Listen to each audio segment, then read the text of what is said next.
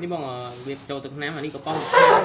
បងបើកវាខាងមុខមកឃើញហើយកំប៉ុងហ្នឹងហើយទាញវាចេញមកក្រៅមកអញ្ចឹងវាបញ្ចូលវាជំហានដំបូងមកមើលនៅខាងក្នុងនេះមានរុនវានេះ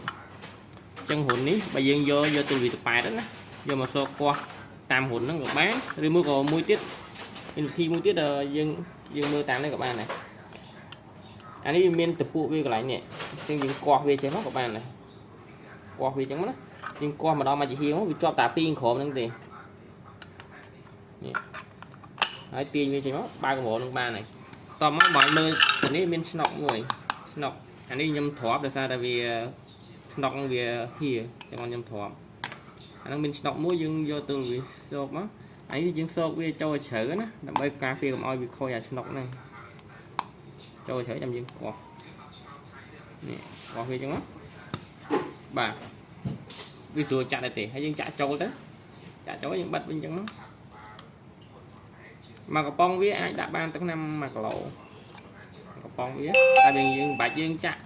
ពេញពីក៏បានដែរហើយយើងបិទវិញមកហើយនៅជាប់កំប៉ុងវាមានឈីបមួយឈីបវាបងណានេះឈីបវាទៅនេះ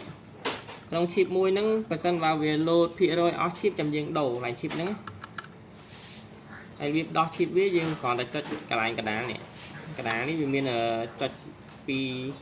ក្របចូលក្រោមហើយយើងរួចវាចេញមកនេះហូតវាចេញមកបានហើយពេលដាក់ឈីបថ្មីយើងសោកចឹងដូចគ្នាទៅ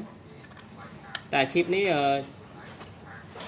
ដូរនៅពេលដែលយើងដាក់ទឹកថ្នាំហើយវានៅតែលោតអស់ទឹកថ្នាំវាលែងស្គាល់ទៀតបានយើងដូរឈីបបើឈីបវានៅប្រើបានយើងប្រើសិនចឹង